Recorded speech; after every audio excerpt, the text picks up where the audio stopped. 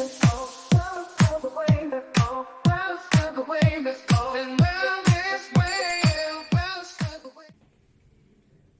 you have shoulder pain with reaching overhead or lifting your arm with a pinching or discomfort in the front of your shoulder? This is often labeled as shoulder impingement. But here's the problem. Most people are only told what it is and not why it's happening. In this video, we'll explain how shoulder impingement really is a common symptom, that there's other sources that are often missed, and most importantly, what you can do to start fixing it today. Shoulder impingement syndrome is a syndrome involving tendonitis of the rotator cuff muscles as they pass through that subacromial space, which is located in the front part of the shoulder. It can result in pain, weakness, loss of movement at the shoulder. Pain is often worsened by overhead movements and may occur at night, especially when lying on that affected shoulder. The pain may also be acute from an injury or might be a gradual onset. But here's the problem. Shoulder impingement syndrome is a symptom. They are missing the sources, putting the shoulder in a poor position, and that's really what we're going to talk about next. So think of that poor posture. When that shoulder gets rotated forward, it ends up like taking up the space in the front, and then you get all of the structures that are in front of the shoulder and they just start rubbing and getting irritated. And so like if my shoulder is down and back, I can raise it up all the way. But if my shoulder is rotated forward, this is as far as I can go. I can't go any farther. And so that impingement syndrome, like I said before, is just a symptom. We've got to figure out what it is. And there's several different sources. And sometimes it's one source that fixes all of it. And sometimes it's a combination of everything. And sometimes you have to start with one thing and that didn't work. And we go to the next thing and that unlocked everything. And so the big sources that create this are the neck. Got to rule it out. Neck and shoulder are so connected. You can have usually a loss of motion a little bit higher up, and it's still coming from the neck because all the muscles and everything that connect into the neck also connect into the shoulder. If you get that muscle protection, it changes the mechanics of that shoulder. You also have nerve impingements that can happen that can also create shoulder issues. And so like there's a connection there. The next one is the first rib. That first ribs, the first rib up here and the second rib, when they get elevated and rotated, that shoulder will come forward and it'll look like this, and you'll get a lot of pain in through here too, as well as feeling like it's pinching in the front of the shoulder. We often have people that come in with neck pain and like they didn't even realize the shoulder was even connected to the neck. They go, yeah, I have shoulder pain too. I'm like, yeah, it's all connected. When we fix this, it's going to fix that. And sure enough, like we didn't even touch their shoulder and their shoulder was fixed. And we just looked at their neck and their thoracic spine. So we've got to look at how those first few thoracic ribs move, because if they're stuck, they'll get stuck like this. Again, it moves you forward. And so those are other things that can create this. Another thing that can create this is pec tightness. And so if you have our pecs are attached to the front parts of the ribs, like in through here on the front part, and they attach into the shoulder. And so they can pull, if they're tight, it's going to pull and rotate that shoulder forward. And so if we look at this, and again, sometimes this is a symptom. That pec can be a symptom, but sometimes it's what unlocks everything else. And so this is where an evaluation comes into play on figuring out what's going on with what, because every person may have all the same symptoms, but where we start is completely different, because we're taking baselines and figuring out which one is causing what.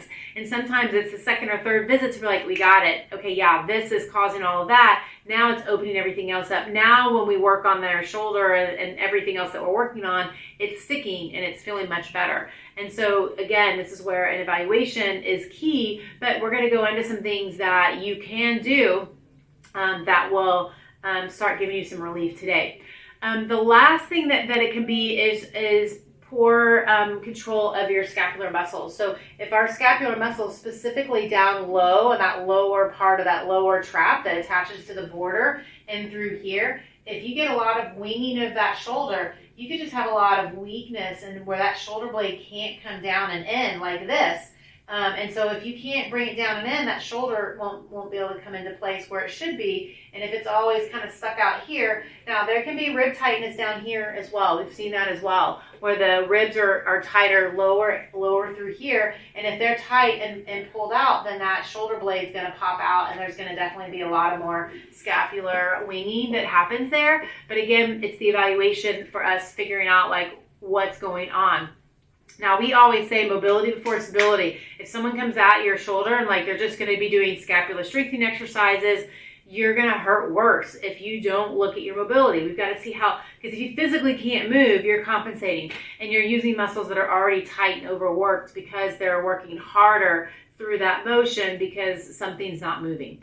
And so this is where, again, an evaluation is going to be key, but again, we'll help you through this process to help you get some relief today. So why do treatments fail? One of them is that you think, oh, I'm just going to rest my shoulder, I'm going to ice it, and it's going to be good.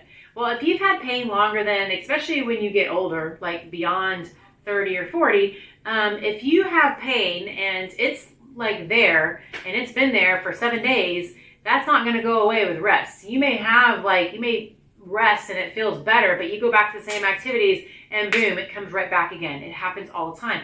I don't get why doctors are like, here's some medication, here's anti-inflammatory pain meds and muscle relaxants, and then rest for 30 days. Let's see what happens. Well, I'm going to tell you, it's not going to help because we've got to figure out what's going on.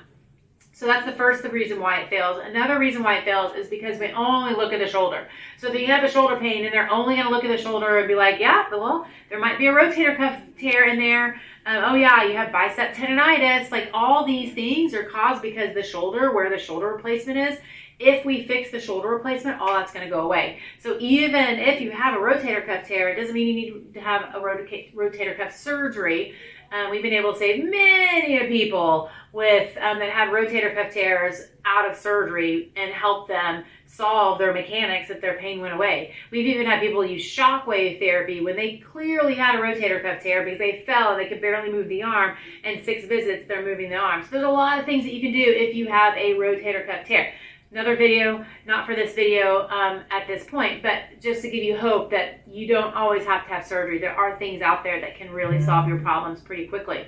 So the other thing is that they'll go into strengthening too fast. If you go into strengthening and you are strengthening the rotator cuff, strengthening your scapular strengthening, and that's what you do first, and you don't check the mobility, it's going to fail. You've got to do mobility before stability. So what are things that actually work? So we talked about all the different areas that can give you problems. Let's go through this and start working on improving some of these things. Now, neck. I always rule out the neck. That's the first thing that I do because almost always that's the problem. But depending on where the pain's located, if they're having more pain down through here into their shoulder blade and down lower, I go into the ribs first because of where their pain location is. But if they're having more pain like up higher or just directly into their shoulder and they may have some neck stiffness, then I start with the neck first because I just don't want to miss a step. So our first neck exercise that we want to do is neck retraction. So we just want to get all of it moving, especially down in through here. And so when you do that, if you just move your head back, you're only going to move it like right in through here. We want to get a little bit lower. So how you move it lower is you go in and you retract it. So it's like you're coming in for a kiss and you're like, no, that's the perfect motion. And then you go straight back. And then come back up. Come here, go straight back. You can give it a little wiggle at the end. And doing probably 6 to 8 of these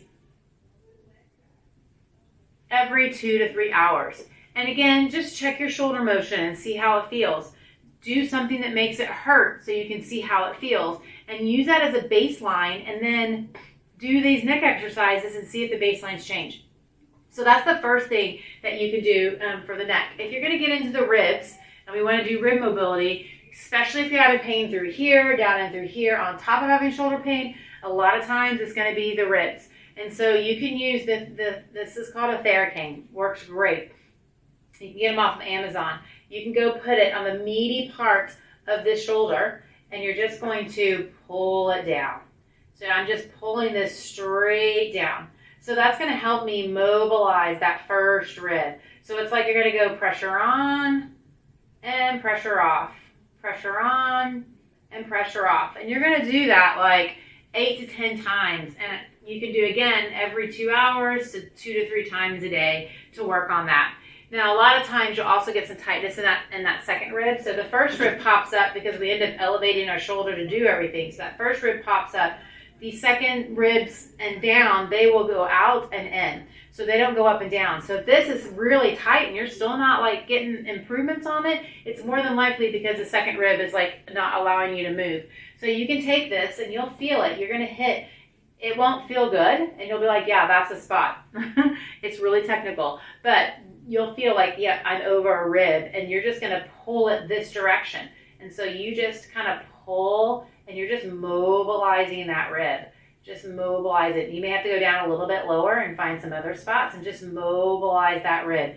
You'll know because it'll be like, that doesn't feel great. It kind of hurts, but it feels good at the same time. Sometimes it just kind of hurts, but then when you finish, you're like, oh, I feel like my shoulder can actually relax. And so that is how you can mobilize the ribs. Now, the last one that we're going to show you is a pec stretch, and I love using a weight off the edge of the table. A lot of people with a pec stretch through the door doesn't work as well. We've got to get that rotation, because remember I said the pec internally rotates and it pulls that shoulder forward. We need to externally rotate it to get that really good stretch.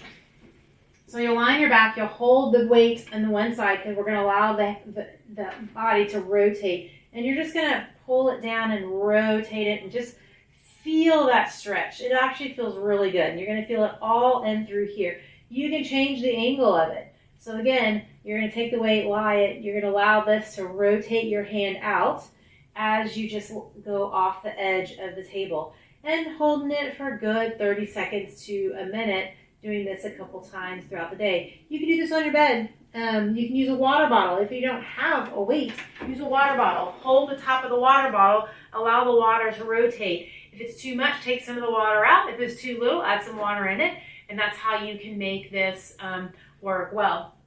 And the final step will be if you're still like not figuring this out, get into seeing someone, get in to see people like us where we look at everything and we can kind of see, oh yeah, that's moving, that's not moving. This is what we need to do. This is going to be a specific path that you need to take. This is what you need to do this week. This is what you need to do next week. And so we can really help guide you based on what we find in our evaluation. As we evaluate you each step, you will just progress faster. It just is like you have a coach, we're the coach of your bodies, and we understand how the body works, and we look at everything. You just will get there faster. We've had clients that tried everything, nothing's worked. They've come to our office and we've been able to find a solution for them. And so that's really if you're really at odds and you can't figure it out, get in to us. There's ways that you can work with us in the description. So definitely check those out. If you've been told you have shoulder impingement, don't just treat the pain, treat the source. Often it's missed areas like your posture, your upper back, or even your neck that are driving the problem. And if this video helped, hit that thumbs up and subscribe for weekly tips, keeping your body pain-free, and share this with someone who's been struggling with shoulder pain. And if you want to learn more about how the neck can cause shoulder or even headache symptoms, click right here for the next video, and I'll see you there.